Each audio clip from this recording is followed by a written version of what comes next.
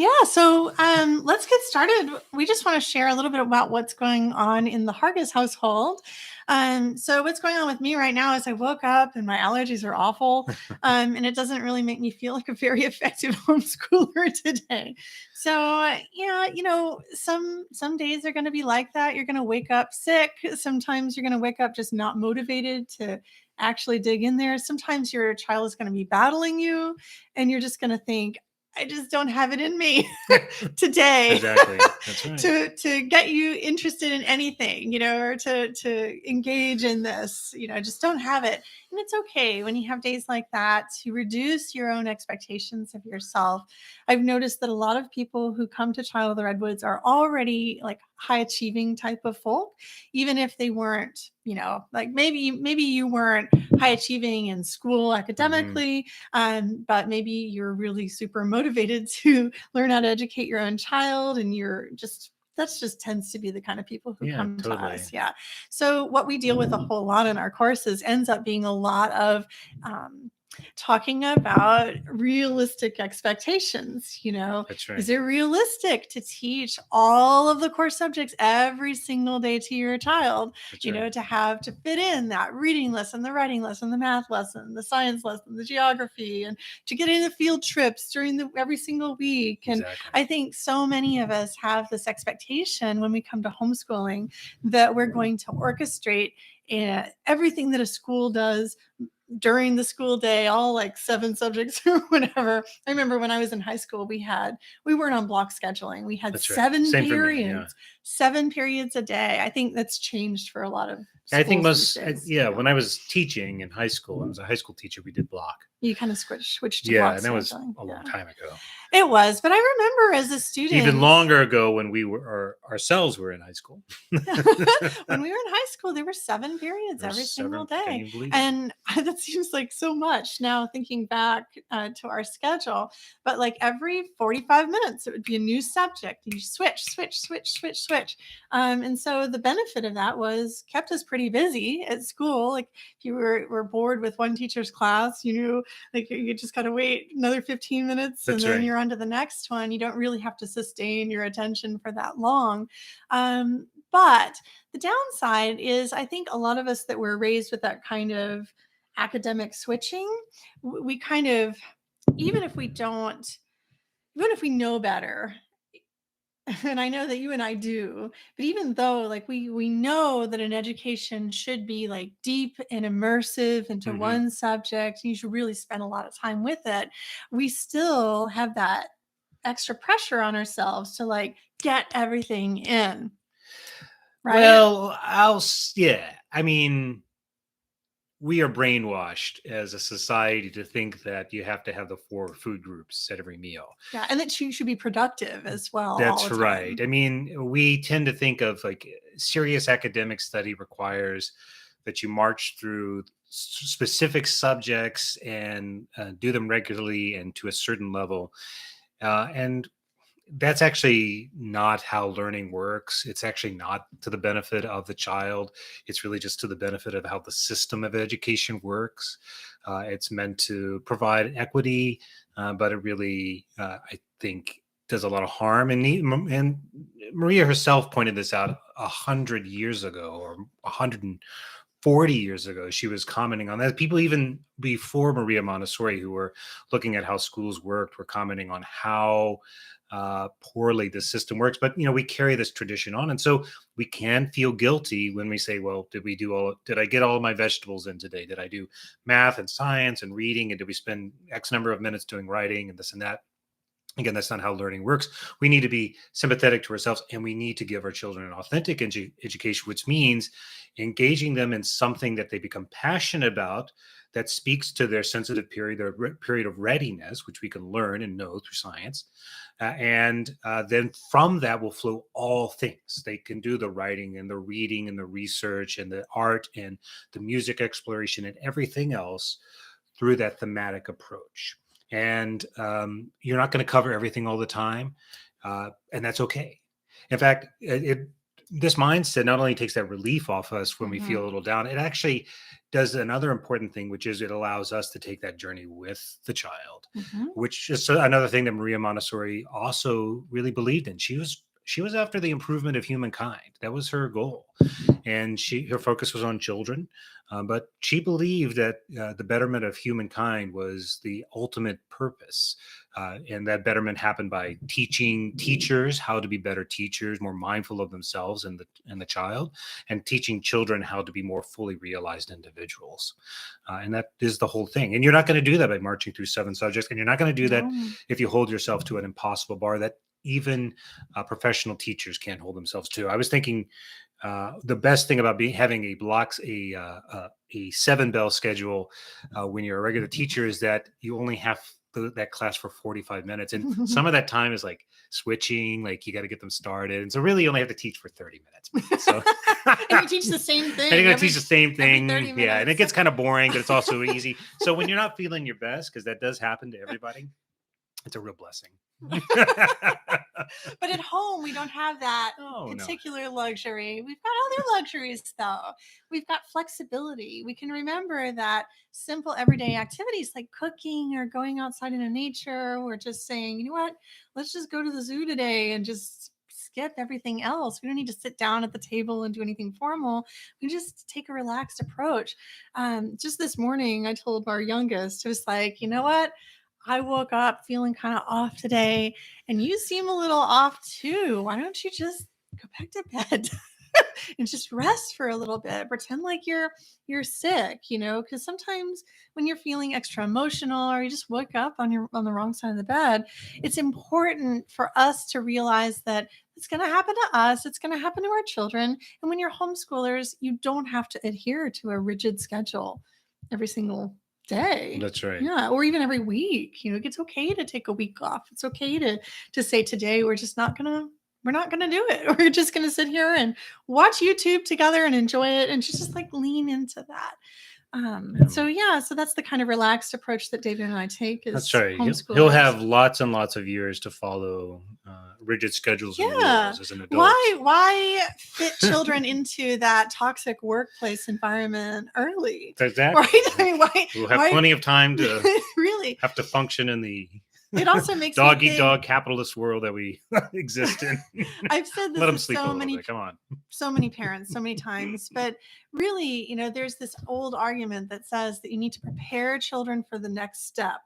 And if they're not able to do that thing that they're supposed to do later on right now, then there's something wrong, and you should make them do it now, because later on they're going to have to do that anyway. Totally. And this goes from everything from like your child's going to have to write essays in college, so you better teach them how to write essays in high school. Oh, your child's going to have to write essays in high school because kids are all writing essays preparing for college, so you better do it in middle school, because otherwise they're not going to be successful in high school. And then it works its way all the way down to kinder. That's When I right. We was just in keep pushing kindergarten, back and further and yeah, further. we keep pushing these higher expectations on our very young children.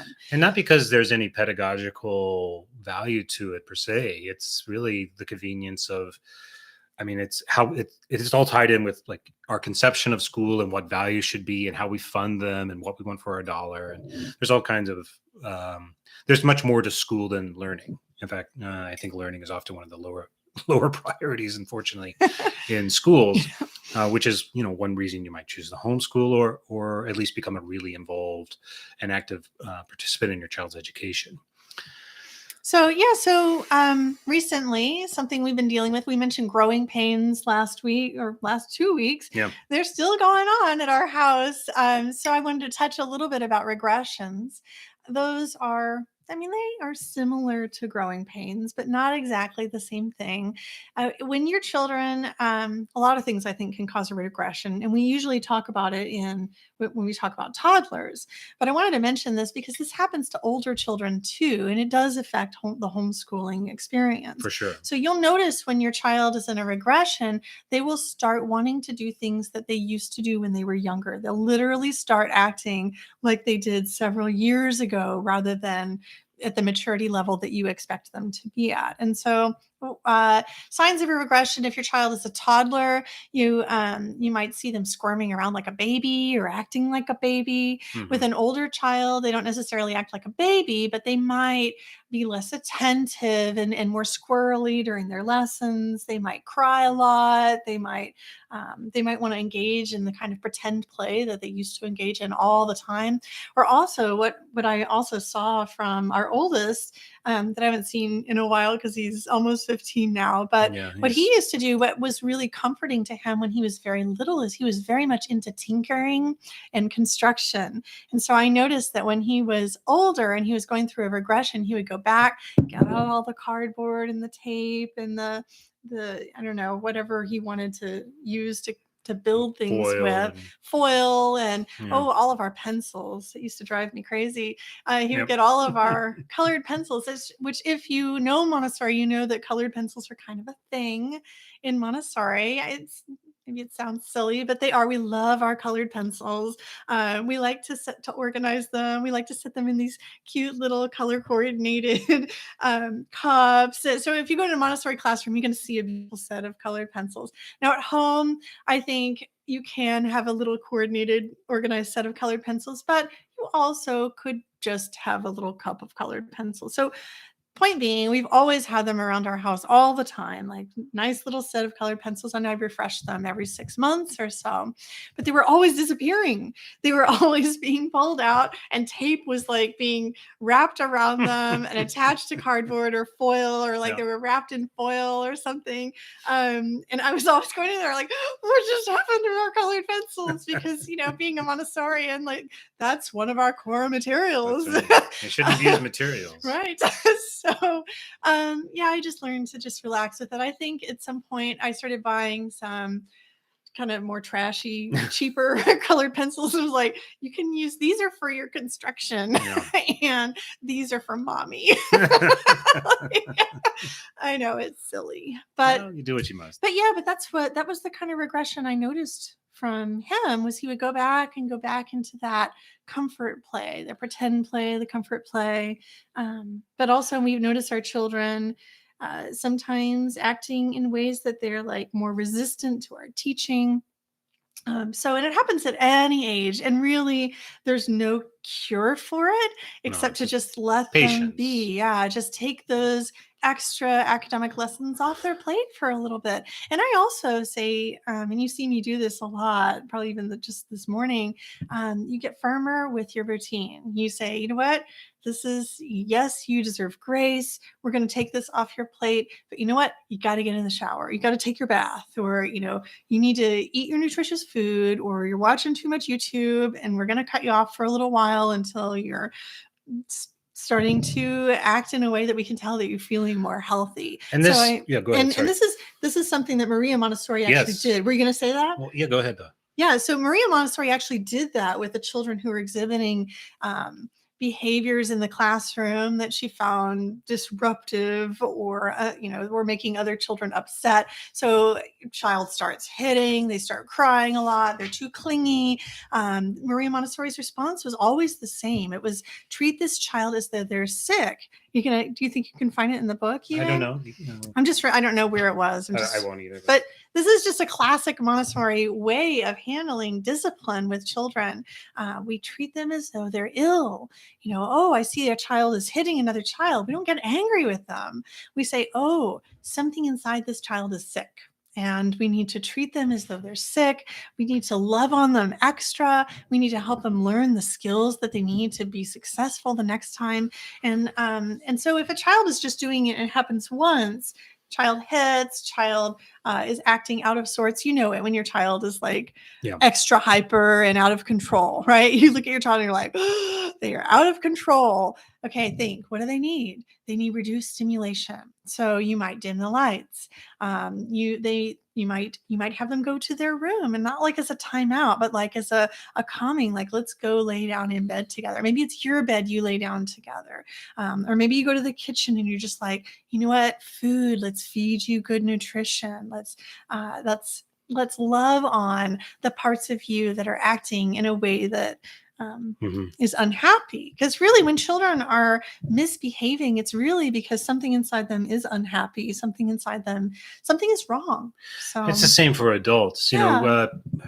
The idea of comfort food, or when we go through trauma, grief, difficult experiences, we're drawn to thoughts of home, our parents, mother, things that are comforting, well-worn paths. At the office, when those of you, who've worked in an office, when the going gets tough, so to speak, like when there's a lot of big projects or something are coming up, sometimes people can really start to fall back on old behaviors. Mhm. All of us do that, and that's an outcome of stress, right? We're like we're like dogs with a favorite path. So we see this with adults as much as with children. It's pronounced with children, and we're watching for it. And I think we often internalize it as a mistake, like, oh, he's not doing as many academics. But this is just human behavior in some sense. It's something you'll do for the rest of your life as a human being. And the patience really needs to be born from the idea that the child is working. They're just working on something you probably can't see, that secret thing, Right. that secret of childhood thing. And having that compassion with the child and with yourself is so key. It is. If you're here live with us, I would love to hear whether you have witnessed these kind of regressions in your own children, and at what ages. If you have a minute to chat with us, we do have a live chat on YouTube. Yeah. And we're going to, I think we're going to jump to the book in just a second. Yeah. But on this piece, that was interesting because Maria talks about, in this section 4, there's a big section around. Oh, great. Yeah. We got a question, but we'll do this real quick. So there's a big part of this is about the advanced Montessori method, and her thoughts on freedom and choice and so forth. And she's very, very clear that as it's written in the book, for Maria, freedom and the chance to do anything are two very distinct concepts.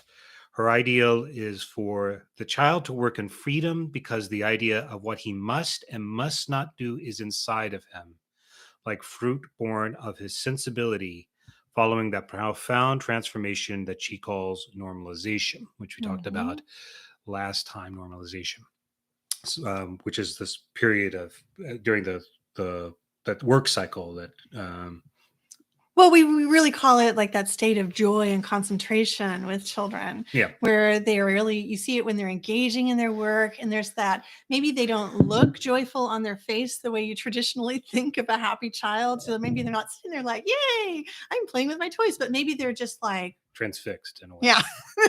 They've got that look on their face where they're like really concentrating. And then afterwards you can see, like, felt good to learn that thing or to work on that skill. That's right. That's normalization. Yeah, thank you. So, right. So the point here is that and people often misunderstand this, I think, that when they think about freedom and they think about Montessori and freedom, and even in her time, it was misunderstood. They tend to think like, what's anarchic, but it's not. What she's trying to do, and what we're trying to do, and I think all of us really should be trying to do, is to grow within the child a sense of direction. That freedom comes from that. Freedom doesn't mean willy-nilly do whatever you want. That's a reason I'm not an unschooler. There are things about unschooling I like, but at the end of the day, it doesn't speak to me in the same way that something like the Montessori method does, because freedom is different. It's distinct from the ability or the chance to do anything, as it says in the book.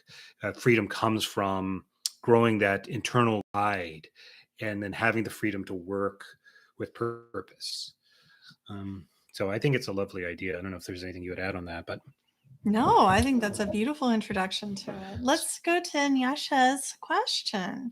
She says, does the relaxed approach not affect crossover points? For example, going from middle school to high school and on to college. How do you cope with an education system that has major exams for each level? Okay, so there's that's kind of great two questions in one, right? Yeah. So I'll give my perspective first, We'll and go you for can it. add. Yeah. So I think that we often assume that because children are capable of going into college and entering college at that point, that they need to be capable of entering college 4 years earlier, and the truth is that if you're doing your job right, you are going to be preparing them for it. So first of all, they're going to have that developmental leap.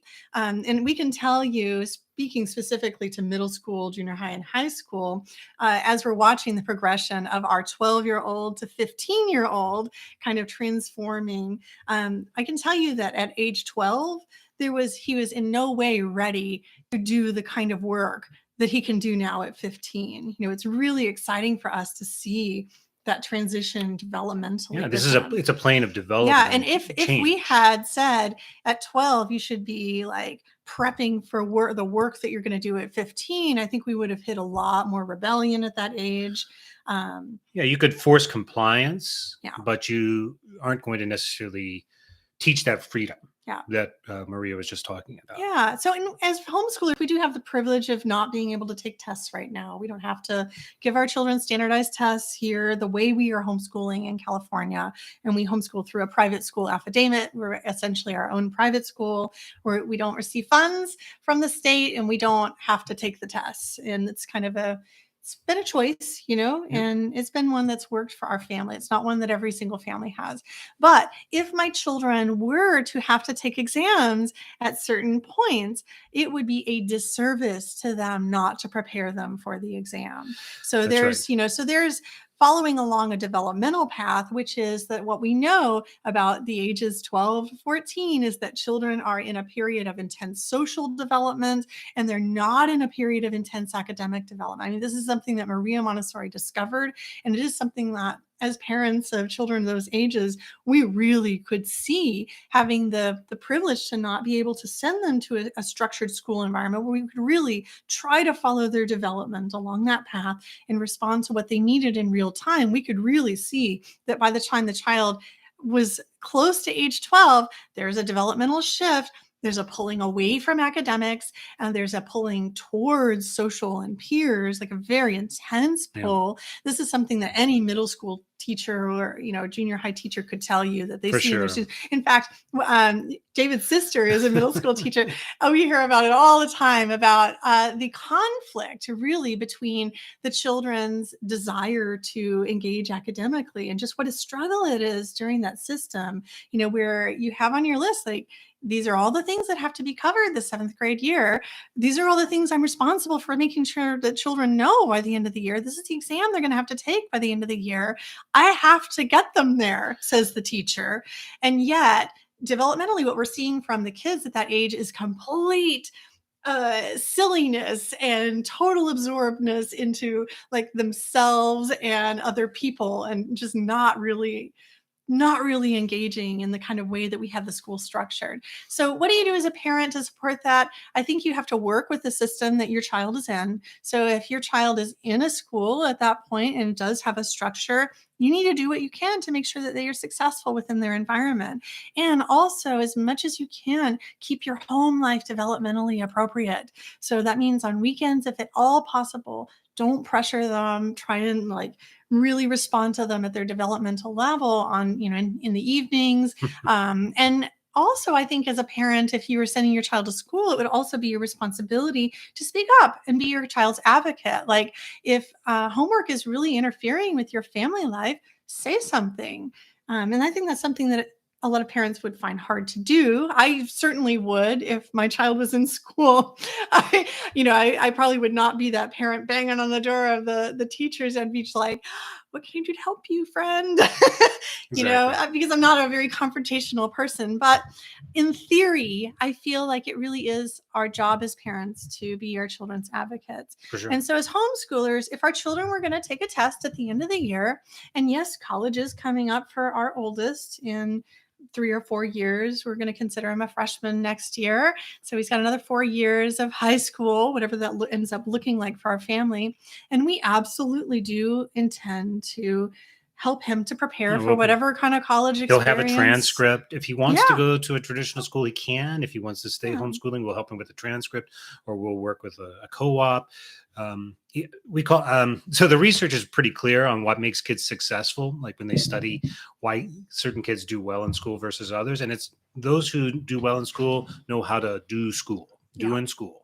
Yeah. They know like how the system works, how to fit in the, the square peg into the square hole. They know all the rules. And so, to Aubrey's point, render unto Caesar. Like if you live in a society and there's going to be certain rules and regulations, you got to take the SAT, you have to have a transcript, you need to know how to sit quietly for a whole day and do a bubble test.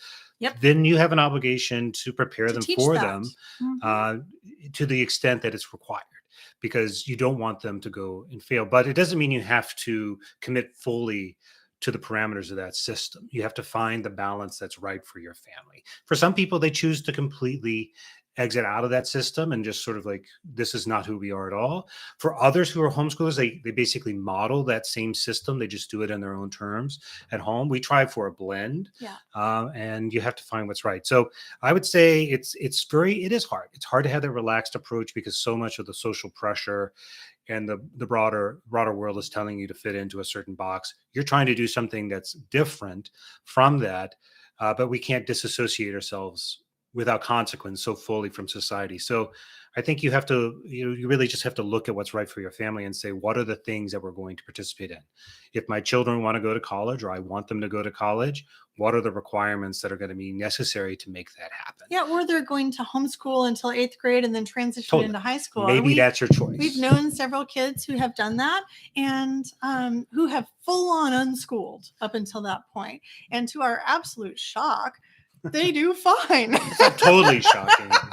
I think as many parents discovered during the pandemic with the Zoom schooling, Yeah, I know. But yeah, really, those kids do fine. They rise to the occasion when they're ready. Trusting in the child. And that was what Maria told us. She said that even in this section of the book that we are talking about today, section 4, she talks about, she says it will happen for children whether you do it or not. It just will happen more slowly. Right. So to Aubrey's point, our oldest, 2 years ago, 6 months ago, he was a different kid. He was definitely in that first half of the third plane. He was very egocentric, very much looking inward, not academically focused, trying to get his feet under him, going through the pandemic at the same time. So crazy, so hard for a whole generation. Yeah. And over the last few months, as he's gotten older, he's really changed. He's becoming much more academically serious. He's really thinking about his future. He's trying to decide what he wants. We've not changed our message in terms of like ambition or focus or whatever. It's him. He's changed. It's the thing inside him. And we trust that will come through his life. Yeah. Yeah. He's starting to really have that awareness of like in the future. Exactly. All I hope that helps. Let's go on to part 4. Yeah, let's run through this kind of quickly. Yeah, so I will be honest with you. I read this some time ago, and then David has been hoarding this book recently. So he's going to get us started. So actually, I'm going to go ahead and do a little bit of a recap first for part 3, and then I'm going to let you kind of lead us on into part 4. So to kind of recap where we left off in part 3 of The Child is the Teacher, we I can't remember if we actually mentioned this at the end or not, but kind of the end of that section is talking about this really cool educator who was a contemporary of Maria Montessori's, but like an American contemporary. Her name was Dorothy Canfield Fisher, and she wrote a book. She was so inspired by the Montessori method. She actually went to the Casa dei Bambini in San Lorenzo, watched those kids, learned a whole lot from the teachers there and her experience there. And then she came out with this book called A Montessori Mother. Now, I think that this is so significant. And this is actually a 1912 version, which is, I know it smells like old book, right? Yep. It was just like, I imagine it was in some university library for a long time. That's right. Doesn't it smell? Yeah, for sure. Yeah. It smells just like that old library at the University of North Texas where we met. So it's called A Montessori Mother. So this, I think, is super important because online, when I go on Instagram, I occasionally run into, often you run into this separation between like real Montessori and like fake Montessori or Montessori parenting, right? There's this divide. And I don't think that it's intentionally degrading Montessori parenting, but it can come across that way. It's diminishing it in some It's sense. diminishing it, yeah, as though Montessori parenting isn't a real thing. The real thing was Maria Montessori trained teachers, and the Montessori classroom is the real thing. The real thing is Montessori materials, and you have to give those lessons the exact right way in order for your child to have a Montessori education. You can do it at home, of course, but there's just like this, I don't know, there's this elitist vibe that sometimes Well, it comes stems from through. the vine. I mean, it came from Maria It herself. did, as you learn in this book. Yeah. Anyway, so one of the very first people to say, "Hey, actually, we can do this at home," was Dorothy Canfield Fisher when she wrote this book in 1912. So along the timeline, Maria Montessori had started the Casa dei Bambini in 1907. Mhm. And then she spent that whole year doing research, just like 1 year doing research in that classroom. And then she wrote, what did she write? The Discovery of the Child, right? And she named it the She gave it a Scientific crazy, Pedagogy funny. of Children, right? Yeah. She gave it a crazy name, but it was called The Discovery of the Child, was like a later version of it. And the Montessori method was what they call it back then. So Dorothy read that book. She got excited about it. Maria started to teach other teachers who wanted to follow along with the method. And then Dorothy came and she wanted to bring it to the United States. So she wrote a whole book about how a mom could do the Montessori method at home. Isn't that amazing, friends? Like, I was so excited when I actually dug into this book, and it's written in a really sweet way. So Dorothy was a brilliant person herself. She wrote a lot about educational theory. She didn't stop with Montessori and just take that as her own I think she was a thing. journalist, right? By trade. Yeah, she was a journalist by trade, and she wrote just a ton of stuff. But she was really taken with the Montessori method and wanted to figure out how she could teach Montessori in her own home with her own child, and how all other mothers in the United States could also do the same. So she wrote this little book, and it's all just about everything that she learned while she was visiting the Casa dei Bambini, the House of Children. There are little pictures in here that are just so sweet, of children who are doing their very first work at the casa. This one has a little blindfold on. Yeah. Can you see what she's looking? Is it like the geometric it's shapes? agnostic. So she's blindfolded, focusing only on the sense of touch. Mm-hmm. Yeah. So anyway, that's one of the little photos in there. And then Dorothy does, and here's like pictures of the materials so that parents at home could make them themselves or learn from them and kind of do a DIY approach to them or purchase them. And then, she doesn't stop there. She also goes so far as to give her own opinion on what she thinks the method should be like at home, because obviously, and we say this over and over and over, the Montessori method is different at home. It's different when you're teaching your own child. It's not going to be the same as it is in a classroom. And it's kind of hard to put your finger on exactly where the differences lie. But I think that, over my years of teaching parents online, the one consistent line seems to be that it's really about the parent-child relationship. Mm-hmm. It's not just that, you can't afford all the materials that they can in the Montessori classroom, although that is true for many parents, or we can't really reduplicate the entire environment with all those other children and the synergy that goes on in a Montessori classroom. That's true. But the defining feature is when you're a teacher in a classroom, you do not have that parent-child relationship. Yeah, you can hold yourself aloof in a way that you just really shouldn't or can't as a parent. You really cannot. You really shouldn't, and you can't. And when you try to put on a facade and try to be more teachery to your child, often children will rebel against that because they'll be like, "What's going on with mom? She's not acting like normal. Like she's doing.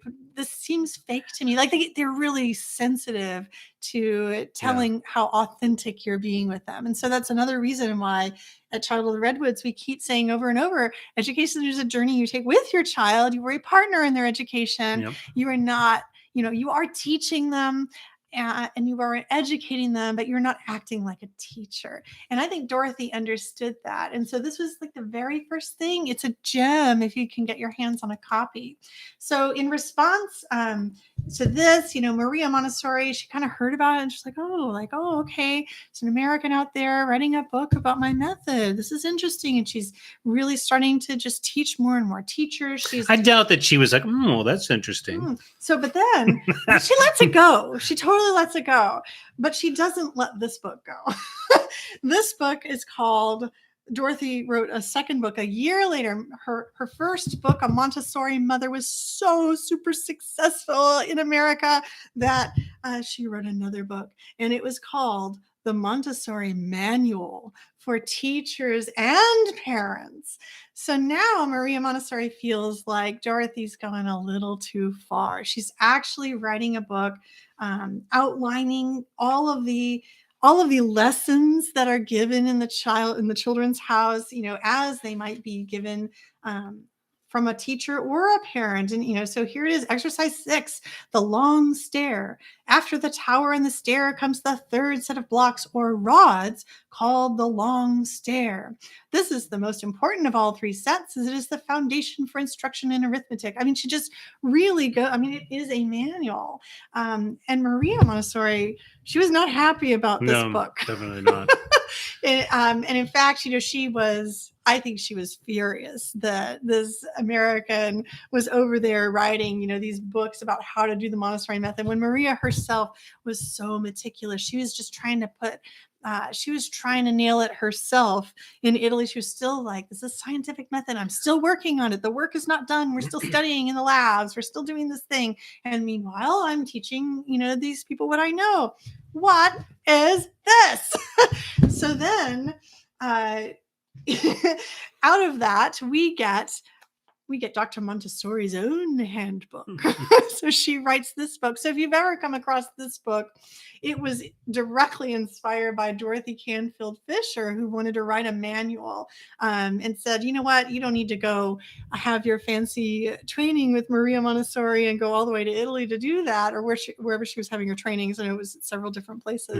Yeah. You can just read this book, Americans, or whoever reads English, and you can follow the Montessori method and be trained through this manual. So Maria decides it's time that she puts out her own manual. You can see it's not anywhere near as detailed as Dorothy Canfield Fisher's, but it is a really sweet book. And I know several people who, it is in no way a manual. Reading back through this, she says it's a method. She outlines some of the materials, but this is not a detailed manual of the method, friends, if you were hoping for that. But it is a really, really sweet book.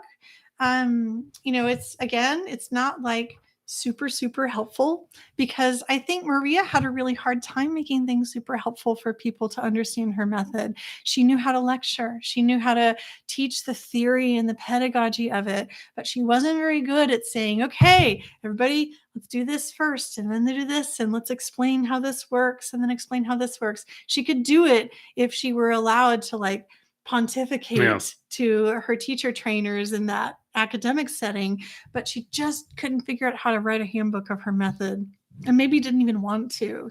I think she was reluctant. She was kind of backed in. A lot of times the things that she writes are because of some other circumstance. Somebody says, hey, you need to write this. Hey, you better write this down. And she does it, or she gets, we'll make it easy for you. You just live in my villa while you write it. Or somebody, she's like, hey, that's mine. I'll write something where she gets, she basically gets, she's secluded away by force. And she was war busy in India, and she writes. Right. Dorothy Canfield Fisher, writing was her thing. That was her profession. And Maria's, it was not. She really had her hands in so many different pies, constantly, all the time. Yes. So this leads us into a problem 4. Of her own making, though. Yes, it is. It is. And this part 4, if I'm remembering correctly, it gets into kind of some of the details of that, about her way of working. You want to lead us off into that? Oh, okay. Thanks. Pass the ball. Yes, I'm passing the ball. Yeah. So anyway, Yeah, she's an interesting person, right? I mean, she is reluctant to write. She has this tremendous success. She's obviously brilliant. She's also very, very complicated. She's a very complicated person. She's had this early success, and now she is going to America, right? There's this guy named McClure who's a publisher and an entrepreneur who's trying to hitch his wagon. He's had fallen on hard times, and he's trying to hitch his financial wagon to her and move forward, move on. And he sees the potential in Maria's life, and kind of bringing her to America. And obviously, there's an appetite for Maria's work, as Aubrey was just showing us with all these books that are sold. So she comes to the U.S. First to the East Coast, and she meets with luminaries like Alexander Graham Bell and Helen Keller. And the Americans they seem to be enamored with her. She doesn't speak any English, so she has a kind of an aura about her, I think. I think what's interesting is that when she comes to America, the Americans, as an American, I'll say this, they seem enamored with her ideas of self-education and discovering the power of the mind of the child. And I feel like this is a very American point of view. It's very much like this idea of self-determination, self-help, power of science to fully realize the potential within. This is a time of Kellogg, in his health retreat, the inventor of the cornflake, Kellogg's cornflake, which he actually goes to a sanitarium for rest at some point. To recoup. So this is a time of sort of like vigor, the Teddy Roosevelt, the vigorous life. And people love it. They go crazy for her. But as with a lot of things in her life, she gets crosswise with her benefactor, well, not her benefactor, but this guy, McClure, who's trying to make a fortune from her. So she goes back to Italy. It kind of falls apart. All of the work that she'd done on the East Coast sort of continues on, but she's kind of basically cutting it off. It's sort of her way. But then she returns to the US again, in part because she wants to get Mario out of Italy because World War I is coming, the Great War. And so this time she goes to the West Coast, here to California, and she has another great success. So she severs her ties with the East Coast group. Mario gets married. She has this amazing result. She has the glass classroom and the Pan Pacific Expo. She meets Helen Parkhurst. She has who becomes like one of her great acolytes, and then her betrayer, as is another common theme in her life. So she has found this success, and then she kind of turns back. She comes back to the U.S. She finds even greater success, and this is sort of like she's sort of on the way up, but people who work with her, they're noticing this sort of dichotomy in her life. She's brilliant, but paranoid and imperious. Wow. One of the people who was involved with an East Coast association that Mabel Bell, Alexander Graham Bell's wife, had started, called the Montessori Educational Association, wrote that she seems to me to lack the faculty of knowing who her friends are. And that is a common theme. She wants to spread the word, and yet she wants to hold it very, very close. She doesn't trust really anybody. And when she does trust people, they seem to betray her. And from their point of view, like what happens with Parkhurst, who creates the Dalton School later. Parkhurst is a great acolyte. She follows her. She seems to have tremendous potential. And then Parkhurst basically feels betrayed at some point and goes off and does her own thing. And Montessori herself feels betrayed and sort of their names are never spoken again, right? Yeah, so she kind of collects teachers to work with her, right? So she's got this great big, larger than life personality. People are drawn to her charisma, and she kind of collects these younger teachers. She specifically looks for teachers who don't have a lot of educational experience in other areas, so that she can kind of mold and shape them to understand the Montessori method better. But over and over and over again, these young teachers, they're young in life, they are dedicated, but like eventually you learn really all you can learn from your mentor, and you're supposed to spread your wings and fly away. That's right. And Maria does not like that. At the point at which, certain people decide like, okay, well, I'm going to go and start my own school and do my own thing. And I've loved working with you. And I'm, or I want to go and be a nun. This is actually what I really want to do. One of her teachers decided to do that later on in Yeah, life. And when these people leave her, Maria takes it like as a personal offense. that's right. And so it just happens over and over and over. Someone will kind of offend her in a way, or they won't be loyal enough to her, or she'll perceive something as being unloyal. She's very paranoid about people's dedication to her. That's She right. demands ultimate loyalty. Like if you are a follower of hers, you can't like anybody else. If you want to go and attend a Dewey lecture and also like Dewey, then that's not acceptable. You have to completely commit, to the Montessori method and only focus on that, which is kind of weird. It is. And I certainly wouldn't have enjoyed that experience working with her. No, she opposes the blending of anything, psychoanalysis Right. or political theory or different educational approaches. She wants this kind of purity. And at the same time, it's kind of ephemeral. So she's very clear that you can't just know how to do the step by step. That was, I think, a part of her problem with a book like the Montessori Manual. Right, it gives you the directions on how to do it, but it doesn't give you the spirit or something. Right. Like it doesn't teach you the thing. It's the we have it's that the Gestalt problem. thing, right? We like have it's that more than in the sum of the Montessori parts. training centers today. And she had seen Yeah. how ineffective it can be. She also knew that the materials were not where it's at. Like the materials were nice, but it was the use of the materials. She calls the materials like inspirations in a way. Mhm. Like they're meant to kind of fascinate or grab the child's mind and take them into a journey into deeper thought, right? So she gets that all these pieces are sort of, it's ephemeral in a way, and yet she doesn't quite trust it to go out into the world and let others, acolytes, go ahead and try and spread that message. So Mhm. it becomes incredibly limited. Like it's something that can't be written down. It has to be taught, and it can only be taught by me, who's one person who doesn't speak English or and can only travel very slowly because this is 120 years ago.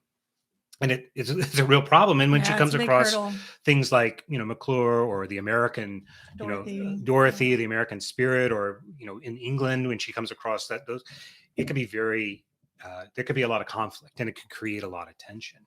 But this period is really important as well because it's during this period that she writes, I think, one of the most important works, which is the advanced Montessori method. She writes it in 1916, and we have a copy of that. Mine is in the Clio Montessori series. So she's gone to America. She's had success. She's kind of broken ties. She's had this back and forth, but now she creates something super important. It's, I think, for me, one of the reasons I'm really fascinated is it's where she's really focusing on older kids. Check this out. At the beginning of this book, it is dedicated to Her Majesty Margherita of Savoy, the first queen of Italy.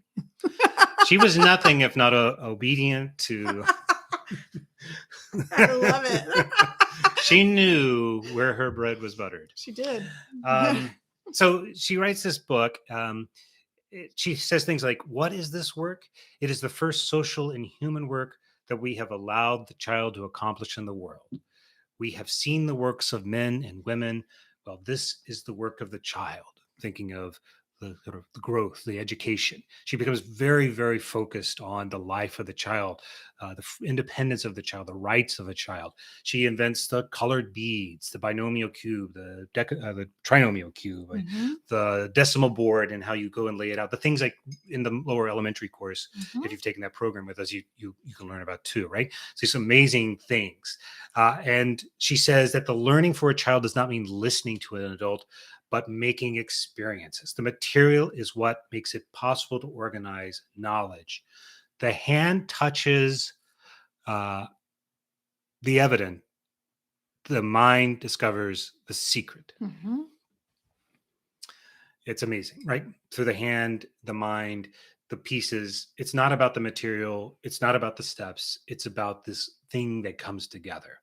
This is why, when we talked about earlier with the idea of like whether or not you really have to cover the 7 subjects every day or block schedule or whatever, the answer is no. She's saying it right here, that what we're trying to do is create a rich environment for the child to come and discover through their mind, through their hand, depending on where they are in their age, and grow. She says the absorbent mind, this is the period of the absorbent mind when the child's intellect works by living, by Mhm. absorbing reality. So we give them this environment and they absorb it. Adults admire the environment, they can remember it.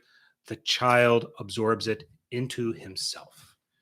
So this continuation of there's something inside, this thing inside the child that continues forward. And she's seeing that in the older ages now as she's creating this work, a work that still is highly influential today.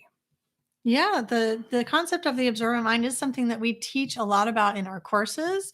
You know, she also had this concept, and you actually can read about that if you read the first few chapters of the book, The Observant Mind, which she wrote near the end of her life. But she uses the term auto education, Mhm. and just that quote made me think of the word auto education. Like you provide the environment, a rich environment for the child, and then you just let them teach themselves. So this concept of a child teaching themselves was very new at the time. Most people just Hi, assumed. Sabina. Hi, Sabina. Most people just assumed that children had to be taught certain things by adults in the way that older children and older adults seem to learn. That's right. But she wanted to say that the mind of the young child is very, very special. She We does. really don't have to teach them that young. And this is why we really, it's in this environment that we have where we are all kind of pressured to bring our children up to the next level. We have to really resist against that in Montessori education. If you want to follow the Montessori method, maybe your child is learning to read at age 2. Ours learned to read really, really early to our great surprise. But mostly, like at that age, they're teaching themselves. And if they don't learn to read so early, there's like no reason to pressure them or to try to teach them these academic subjects too early. That's right. Like if you give them the stimulating environment, you give them fun things to do with their hands, to experiences to share, they take care of the rest. That's right. She says the material is not meant to teach arithmetical operations, even less so to facilitate or simplify them. The aim is to entertain the mind of the child with exercises that induce him to reason and to search for the proof of the facts presented in an operative and attractive way. In other words, the purpose of the materials and the lesson in the environment is to give the child a chance to think, explore, learn. That's why we provide all these subjects. Mhm. I mean, that's what schooling should really be about. We're going to provide you a cornucopia of experiences, and some things are going to resonate and some things aren't going to resonate. But through that process, you're going to learn. You could spend your entire life only reading about dinosaurs, and you could study every subject you can because Yeah. everything is contained within that, and Yeah. not just the academic things, but the social things, the emotional things, the growth. She wants to create well balanced individuals, secure in themselves and in harmony with others. That is freedom to her. And that is sort of the whole point of it. And again, that's why, with something like why we choose with our homeschool approach to emphasize something different than, let's say, marching you through the academics. To the earlier question, yes, you have to learn how to do school, you have to live within social rules. But And there our was there was a period where we felt like if our children hadn't learned to read yet, then we needed absolutely. to give them a little push in that direction and do more direct teaching.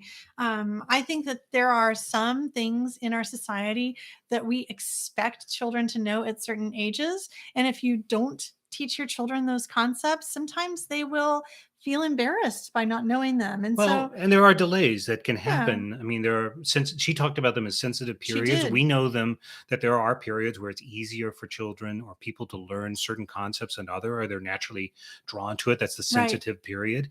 And so it is we want to know what those periods are so that we're providing specific instruction and support in those areas for sure. But especially as the child gets older, they should have more and more of that freedom to explore. That's why, and let's say a lower elementary curriculum, a lot of what you're doing is providing resources for research, study, and exploration, because that's what we're trying to provide the child, is a rich environment to sort of explore the world and learn to navigate it, because they'll use that rooting for the rest of their Yeah, lives. this reminds me of what we do in Constellation. We often say that less is more. We provide Well, we say like about 10 activities per month, which really just doesn't sound like a whole lot. Yeah. But the purpose, when you are deep diving into a cultural study, is that you feed your children these little experiences, and they absorb them and they let them kind of marinate and digest. And then you encourage them to go deeper into the areas that were interesting to them, and the areas that were not so interesting to them and they don't really seem to care about. You can just let it go. Just let it go. It's okay. That's right. And to trust that the child will really be drawn into the things that they need to be knowing. Yeah, and they'll come back to it later if they want, and if not, then it's okay too. Because again, it's not about learning the specifics. With, like, for example, this month is shell in June, and if you memorize all the types of different shells, that's great, and if you don't, that's fine too. That's not really what it's about. It's about exploring the world using something like shells and the beach and sand and animals to explore a broader thing. And that could include like ethical conversations. It could include matching. It can include math, anything. And that's just true, whatever the subject or topic. And as the child, because again, what we're trying to do is provide the child an environment that's rich. This is what she's talking about. We use these materials in this environment to give them a rich playground to explore, to entice them to want to explore, and in order to become self-actualized, to become individuals with that are essentially good members of society, that are making the human society improve in very direct ways. Yeah. So before we go, because I know our time is a little bit wrapping up, I really want to make sure we get to the glass classroom. Yeah. Yeah. Is there anything you wanted to No, I think really the rest is very interesting. She, this is a period where she has a lot of success and then she loses it. And partly that's because of the rise of fascism and Nazism in Europe. We can talk more about that, I think, next time. But yeah, let's talk about the glass classroom. Partly, it's because it was located within like 2 miles of where we're currently sitting. It's it's kind of special for us. Fun thing. Yeah. There's a couple of things I want to share with them before we go. But I printed out a copy of the glass classroom. It should be in our printer. Okay. You want to go see if you can find that? Okay. And I'll start us talking about it. So actually, I have something really special right here behind me. I'm going to get this picture down and show you. So a lot of people kind of wonder what this is behind me. I have this kind of hanging behind me for a very important reason, actually. So what this is this is an actual place in San Francisco that existed in 1915 during the Pan-Pacific Exposition. And so what they did is, we still have one of the buildings here that was kind of rebuilt. It's called the Palace of Fine Arts. You can actually come to San Francisco and visit it. But Maria Montessori happened to be in California for a year or so. Yeah, she was in LA. San Diego. Yeah, during the time of this great big expo. So what she did was, she was in LA. She was teaching teachers during the time.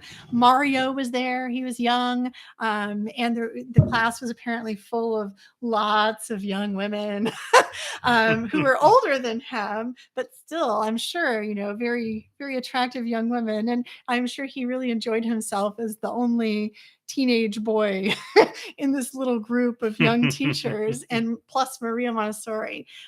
So they had the neighborhood children come to this house in LA, where they would all come over from the houses next door, and they would kind of have a little area for the student teachers to practice the Montessori method on with the materials. They would let the children play. And so the parents were totally on board with this. They were like, great, we have a little preschool going on. I don't know if they charged them for it or not, probably not. We just had these kids come over and inspire them. So it was like a happy little training center, like one of the very first ones here in America. And just an accident, like the children had just wandered over, had become fascinated with the materials and stuck around, and then they were like, we want to stay and learn. They were like, yeah, we want to stay. And then the parents were like, could you just continue doing that? Oh, it would be great. Wouldn't that be great if Maria Montessori just happened to be next door with a group of like 20 adorable young teachers? So those kids, I would love to talk to one of those kids, grown up today.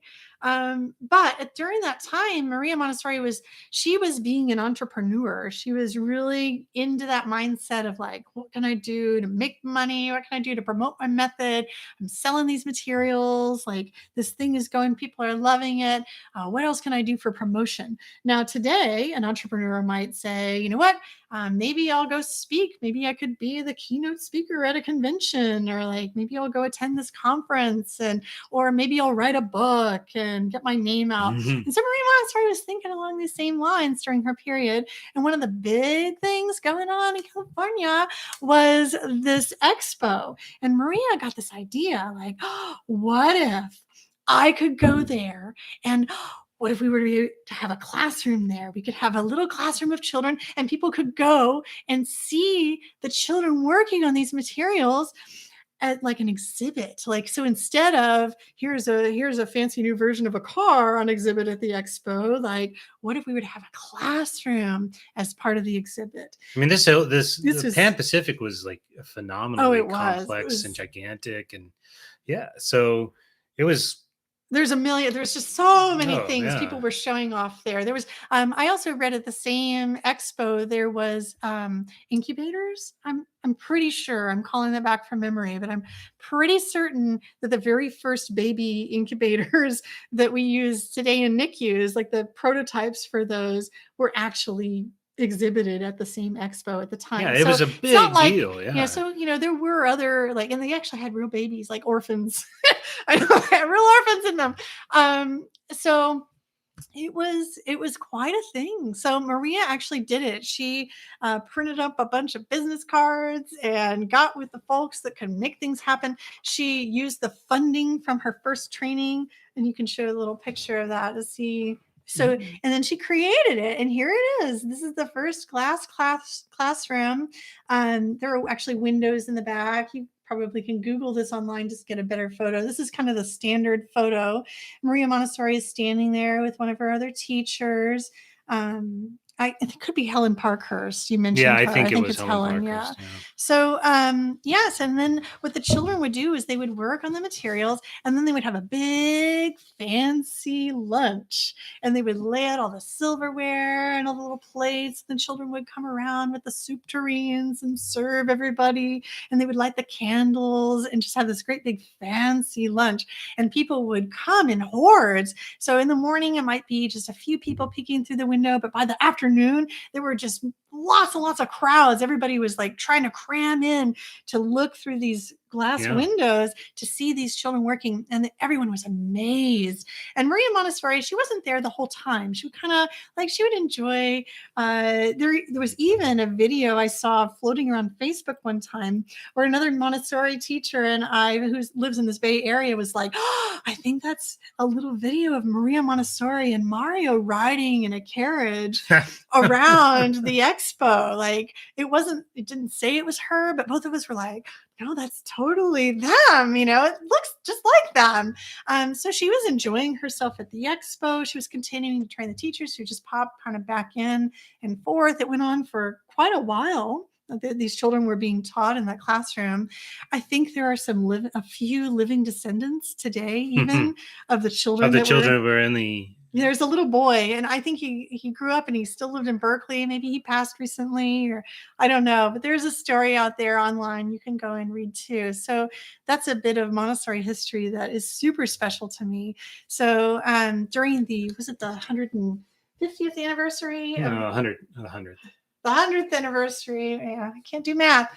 The 100th anniversary of the expo, David and I went to our local art museum and bought this little poster. And so that is the story behind this. Now, it would be so awesome if I think this is called the Crown of Jewels, was still there, the Tower of Jewels. Yeah, they made them out of like plaster and. But yeah, it's not there anymore. Fiberglass or things like they're made to fall apart. Chicken wire. They used chicken wire and plaster.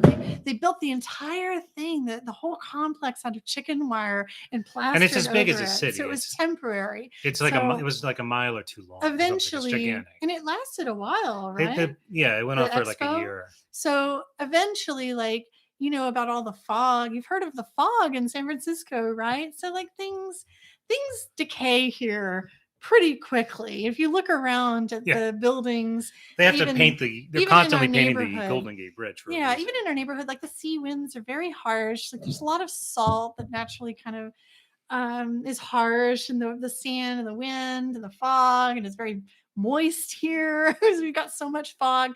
So it did not last very long, and they took the whole thing down because it was like decaying.